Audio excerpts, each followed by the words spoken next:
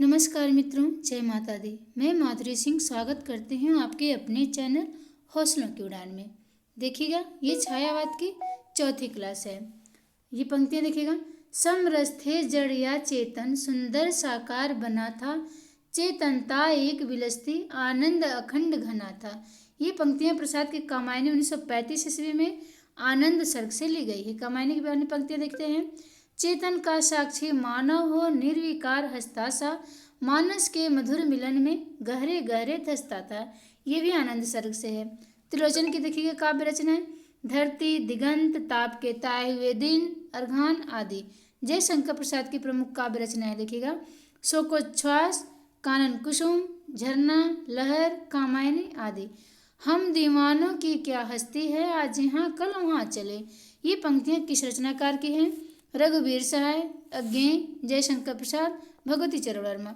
तो ये भगवती चरण वर्मा की है कि हम दीवानों की क्या हस्ती है, आज यहाँ कल वहाँ चले। ये काव्य पंक्ति भगवती चरण वर्मा जी की प्रसिद्ध कविता दीवानों की हस्ती से ली गई है, जिसमें कवि ने दीवानों के मस्त मौला जीवन पर प्रकाश डाला है। देखिएगा इनकी भगवती चरण वर्मा की अन्य रचनाएं। उपन्यास चित्रलेखा, टेढ़े मेढ़े रास्ते, भूले बिसरे चित, सामर्थ्य और सीमा, सभी नचावत राम गोसाई और चाणक्य। इनकी कहानी संग्रह देखिएगा। भगवती चरण वर्मा की दो बाकें, मोर्चाबंदी, इंस्टॉलमेंट, मुगलों ने सल्तनत बख्श दी। नाटक देखिएगा इनका। वसीयत, रुपया तुम्हें खा गया, सबसे बड़ा आदमी। रघुवीर साय की काव्य रचनाएं देखिएगा। सीढ़ियों पर धूप में, आत्महत्या के विरुद्ध, हंसो हंसो जल्दी हंसो, एक समय था। ये रघुवीर सहाय की है। अज्ञेय की देखिएगा रचनाएं। भग्नदूत, चिंता, तिलम, इंद्रधनुष रौंदे हुए, आंगन के पार द्वार आदि। और भगवती चरण वर्मा की काव्य रचनाएं देखिएगा। मधुकर्ण, प्रेम संगीत, मानव, रंगों से मोह आदि है। अगला क्वेश्चन है, निराला जी द्वारा रचित कविता खंडहर के प्रति निम्न में से किस प्रकार की कविता है? प्रेम गीत है, रौद्र रूपी कविता है, संबोधन गीत है या व्यंग गीत है? तो ये संबोधन गीत है। निराला की खंडहर जो है ये संबोधन गीत है। देखते हैं निराला की कविता खंडहर के प्रति संबोधन गीत है। निराला की प्रमुख रचनाएं अनामिका 1923 की, परिमल 1930 की, गीत का 1900 देखिएगा सांध्य काकली 1969 की है। जूही की कली 1916 के, पंचवटी प्रसंग, सरोज स्मृति 1935 की, राम की शक्ति पूजा 1936, तुलसीदास 1938, कुकुरमुत्ता 1942। निराला जी को हिंदी में मुक्त छंद का प्रवर्तक माना जाता है। कुछ आलोचक मुक्त छंद को रबर या केचुआ छंद भी कहते हैं। अगला क्वेश्चन देखिएगा। चित्राधार किस कवि की कृति है? जयशंकर प्रसाद, सुमित्रानंदन पंत, सोहनलाल द्विवेदी, रामकुमार वर्मा। तो ये जयशंकर प्रसाद की। चित्राधार में जयशंकर प्रसाद की ब्रज की रचित कविताएं संकलित हैं। ब्रज की कविताओं के लिए जयशंकर प्रसाद कलाधार नाम लिखते थे। इनकी खड़ी बोली में पहला काव्य संग्रह कौन सा है?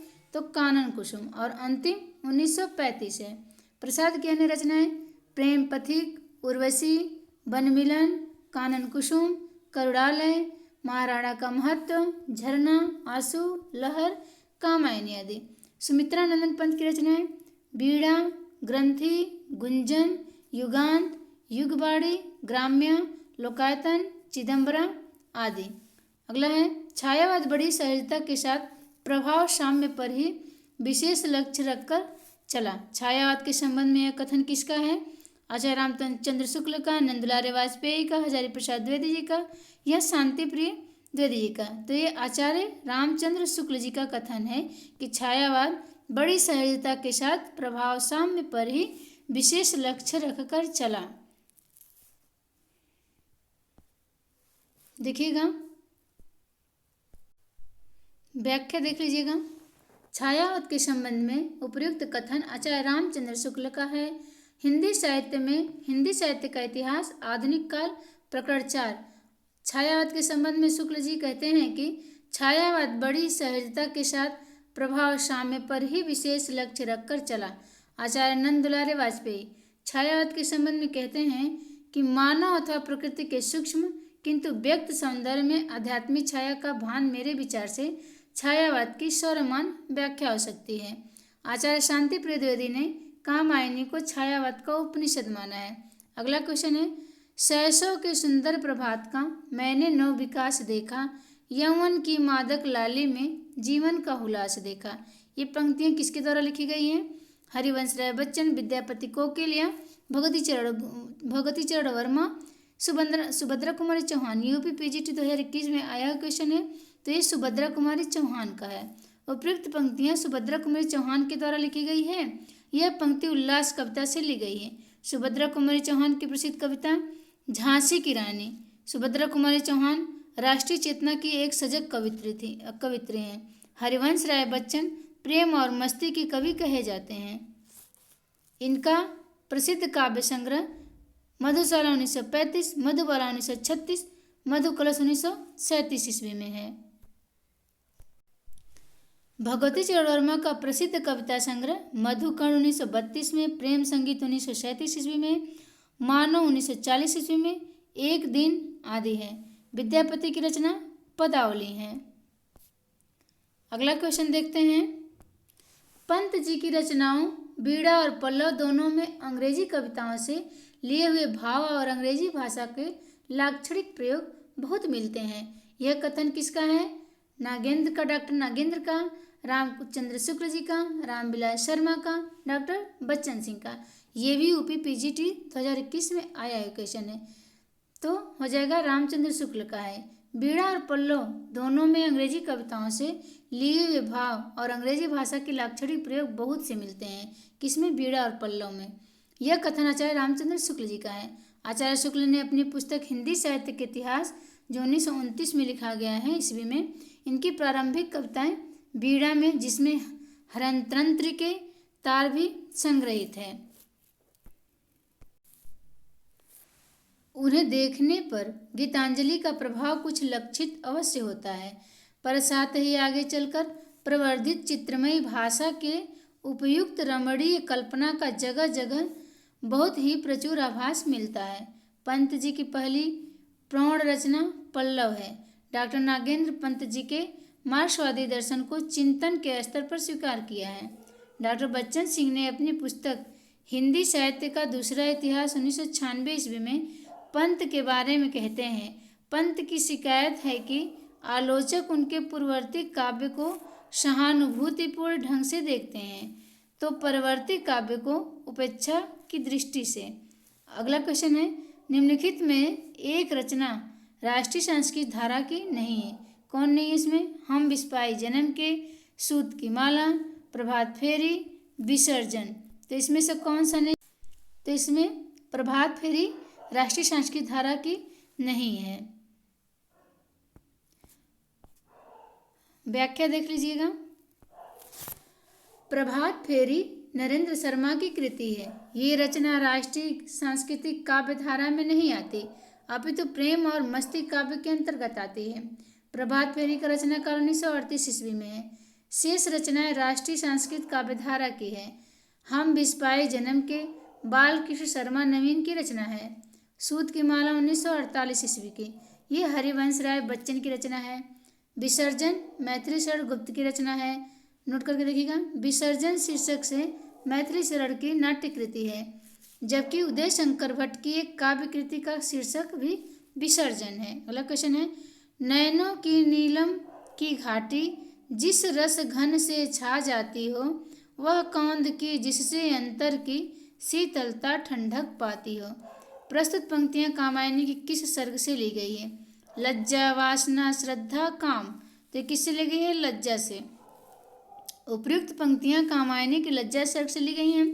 कामायनी जयशंकर प्रसाद द्वारा लिखित महाकाव्य है, जो 1935 ईस्वी में प्रकाशित हुआ। इस कृति पर प्रसाद जी को मांगला पारितोषिक सम्मान मिला है। किस पे? कामायनी पे। देखते हैं, कामायनी में कुल 15 सर्ग है। देखिए कौन कौन है। आशा, चिंता, श्रद्धा, काम, वासना, लज्जा, कर्म ईर्ष्या ईड़ा स्वप्न संघर्ष निर्वेद दर्शन रहस्य आनंद। ये 15 सर्ग हैं कामायनी के। कामायनी एक प्रतीकात्मक काव्य है। प्रमुख पात्र उनके प्रतीक मनु मन का प्रतीक है, श्रद्धा हृदय का प्रतीक है, ईड़ा तर्क बुद्धि की प्रतीक है, कैलाश पर्वत पे समरसता का प्रतीक या आनंद कोश है, कुमार मानव का प्रतीक है। अगला क्वेश्चन है, आचार्य रामचंद्र शुक्ल के अनुसार छायावाद में प्राप्त होने वाली प्रतीक शैली पर किस साहित्य का प्रभाव है? तो ये अंग्रेजी, फ्रांसीसी, बंगला या फारसी। ये भी यूपीपीसी 2021 में आया हुआ क्वेश्चन है। तो इस पर फ्रांसीसी का प्रभाव है। किस पे? रामचंद्र शुक्ल के अनुसार जो छायावाद में प्राप्त होने वाली प्रतीक शैली पर किस साहित्य का प्रभाव है? तो फ्रांसीसी का। व्याख्या देखते हैं। आचार्य रामचंद्र शुक्ल के अनुसार छायावाद में होने वाली प्रतीक शैली पर सबसे अधिक फ्रांसीसी शैली का प्रभाव है। कविता में जब कोई वस्तु इस तरह प्रयोग की जाती है कि वह किसी दूसरी वस्तु की व्यंजना या संकेत करे, तब उसे प्रतीक कहते हैं। सूफी काव्य फारसी शैली में लिखा गया है तथा सभी सूफी बेसरा संप्रदाय के थे। अगला क्वेश्चन देखते हैं। हिंदी में प्रयुक्त छंद के प्रवर्तक कवि अज्ञेय, मुक्तिबोध, निराला या धूमिल? तो ये निराला जी, सूर्यकांत त्रिपाठी निराला छंद के प्रवर्तक हिंदी में मुक्त छंद के प्रवर्तक सूर्यकांत त्रिपाठी निराला हैं। निराला की प्रसिद्ध रचनाएं जूही की कली 1916 ईस्वी में जो पूर्णतः मुक्त छंद में है। निराला की रचना तुलसीदास 1938 ईस्वी में ये प्रबंधात्मक काव्य रचना है जिसमें छंदों की प्रधानता है। निराला हिंदी कविता को छंदों की परिधि से मुक्त करने वाले माने जाते हैं, अर्थात इनको मुक्तक छंद का प्रवर्तक भी कहा जाता है। मुक्त छंद को केचुआ या रबर छंद भी कहते हैं। अगला क्वेश्चन है, तुम वहन कर सको जन मन में मेरे विचार, बाणी मेरी चाहिए तुम्हें क्या अलंकार? ये पंक्तियां सुमित्रानंद पंत की किस कृति से उद्धृत की गई है? युगांत, ग्राम्या, गुंजन, स्वरध्वनि। ये ग्राम्य से है। तुम वहन कर सको जन मन में मेरे विचार, वाणी मेरी चाहिए तुम्हें क्या अलंकार? ये पंक्तियां सुमित्रानंदन पंत की ग्राम्य कृति से उद्धृत की गई है। सुमित्रानंदन पंत के काव्यों को विद्वानों ने 4 चरणों में बांटा है जो निम्न है। देखिएगा, छायावादी, एक तो छायावादी है, दूसरा प्रगतिवादी, अंतश्चेतनावादी, चौथा नव मानवतावादी। तो छायावादी में उच्छ्वास 1920 की, ग्रंथि भी 1920 की, वीणा 1927 की, पल्लव 1928 की, गुंजन 1932 की। प्रगतिवादी देखिएगा, युगांत 1936 की, युगवाणी 1939 की, ग्राम्य 1940 की। अंतश्चेतनावादी स्वर्ण किरण 1947 की, स्वरधूलि 1947 की और युगपथ 1949 ईस्वी की है।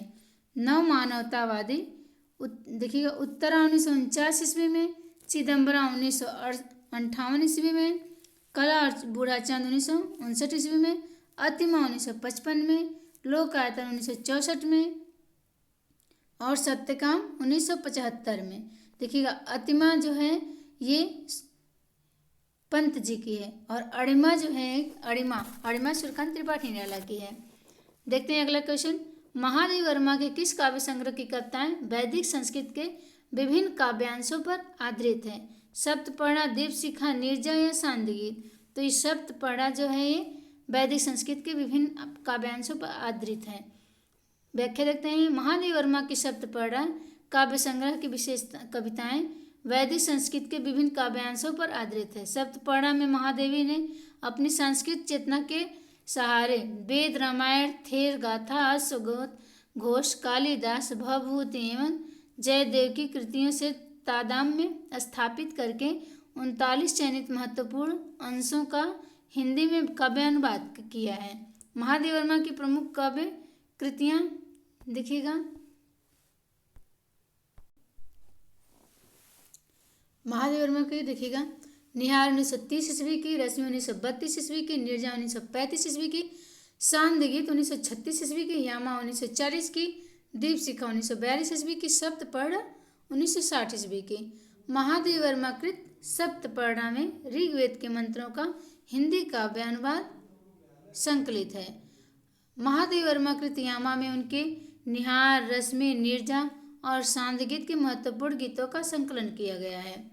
यामा काव्य संग्रह पर महादेव वर्मा को 1982 ईस्वी में भारतीय ज्ञानपीठ पुरस्कार प्राप्त हुआ है। अगला क्वेश्चन है, छायावाद का व्यक्ति स्वतंत्र सामंती मर्यादाओं के विरुद्ध बहुत बड़ा कदम था। छायावाद संबंधी यह अभिमत कथन इनमें से किस आलोचक का है? आचार्य रामचंद्र शुक्ल का, डॉक्टर नागेंद्र, डॉक्टर नंद दुलारी वाजपेयी का, डॉक्टर नामवर सिंह का या नागेंद्र का? डॉक्टर नागेंद्र का। देखिएगा तो ये डॉक्टर नामवर का आया। छायावाद का व्यक्ति स्वतंत्र सामंती मर्यादाओं के विरुद्ध बहुत बड़ा कदम है, ये डॉक्टर नामवर सिंह का कथन है। छायावाद का व्यक्ति स्वतंत्र सामंती मर्यादाओं के विरुद्ध बहुत बड़ा कदम था। छायावाद संबंधी यह अभिमत कथन डॉक्टर नामवर सिंह का है। डॉक्टर नागेंद्र ने देखिए कि छायावाद स्थूल के प्रति सूक्ष्म का विद्रोह है, ये डॉक्टर नागेंद्र का कथन है। और नंद दुलारी वाजपेयी का कथन क्या है? मानव था प्रकृति के सूक्ष्म किंतु व्यक्त सौंदर्य में आध्यात्मिक छाया का भान। मेरे विचार से छायावाद की सर्वमान्य व्याख्या हो सकती है। अगला क्वेश्चन है, निम्नलिखित में से कौन सी काव्य संग्रह नरेंद्र शर्मा का नहीं है? कर्णफूल, शूलफूल, प्रवासी के गीत या अपराजिता?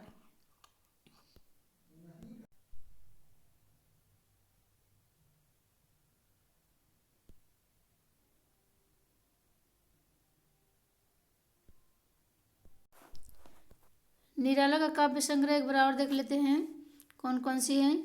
यह पंक्ति निराला के तुलसीदास से होते थे। निराला के काव्य संग्रह अनामिका 1923 की, परिमल 1930 की, गीतिका 1936 की, गीतिका 1936 की, कुकुरमुत्ता 1942 की, अरिमा 1943 की, और बेला और नए पत्ते दोनों 46 की है। अर्चना 1950 ईस्वी की, आराधना 1953, अर्चना आराधना 50-53 की है। गीत गुंज 54, सांध्य 1969, सांध्य 1969 की है। देखिएगा निम्नलिखित पंक्तियां इनके देखिएगा कौन कौन से है, किसकी कौन है निम्नलिखित पंक्तियां। तेरे प्रकाश में चेतन संसार वेदना वाला, मेरे समीप होता है पाकर कुछ करुण उजाला। तो करुण उजाला जयशंकर प्रसाद की है। सुंदर है बिहग सुमन सुंदर, मानो तुम सबसे सुंदरतम तो सुमित्रानंदन पंत। क्या पूजा क्या अर्चन रे, उस असीम का सुंदर मंदिर, मेरा लघुतम जीवन रे। ये महादेवी वर्मा की है। सूची 1 को सूची 2 से मिलान करना है। देखिएगा, कीर का प्रिय आज पिंजर खोल दो, तो ये क्या कौन सी है? जागरण है, स्त्री जागृति है, दार्शनिक सामाजिक, तो ये स्त्री जागृति है। बीती विभावरी जागरी है ना, तो ये जागरण गीत है। ये जो जमुना कैसे कछार पंद फटे विवाही के उधार। देखिए विवाही फटती है तो हम सामाजिक विसंगत लगते हैं समाज से हम अलग हैं, विसंगत हैं, सामाजिक विसंगत हो जाएगा। इस धारा सा ही जग का क्रम, शाश्वत इस जीवन का संगम। ये तो संगम है, तो संगम का दर्शन कर लीजिए। ये देखिएगा व्याख्या इसकी एक बार। कीर का प्रिय आज पिंजर खोल दो, स्त्री जागृति है। बीती विभारी जागरण गीत है। ये जो जमुना कैसे कछार पद फटे विवाही के उधार, ये सामाजिक विसंगति है। इस धारा सा ही जग का क्रम, शाश्वत इस जीवन का संगम, ये दार्शनिकता है। अगला क्वेश्चन है देखिएगा, मैं नीर भरी दुख की बदली, इसका प्रतिपाद्य है। इसमें रहस्यवादी ढंग से जीवन की नश्वरता की बात की गई है, ये भी गलत है। इसमें स्त्री के सामाजिक प्रदेय और श्रेय को रेखांकित किया गया है। देखिएगा ये भी गलत है। स्त्री का जीवन दुख में ही बीतता है, ये सही है। और स्त्री अपने आंसुओं को व्यर्थ नहीं जाने देती, वह उसी से नया सृजन करती है, ये भी सही है। तो 3 और 4 सही है इसमें। देखते हैं अगला क्वेश्चन, इसका व्याख्या देख लीजिए। मैं नीर भरी दुख की बदली, ये का प्रतिपाद्य, स्त्री का जीवन दुख में ही बीतता रहा है तथा स्त्री अपने आंसुओं को व्यर्थ नहीं जाने देती, वह उसी से नया सृजन करती रहती है। महादेवी वर्मा का महत्वपूर्ण काव्य कृतियाँ देखिएगा निहार, रश्मि, नीरजा, सांध्य गीत, यामा, दीपशिखा, सप्तपर्णा आदि है।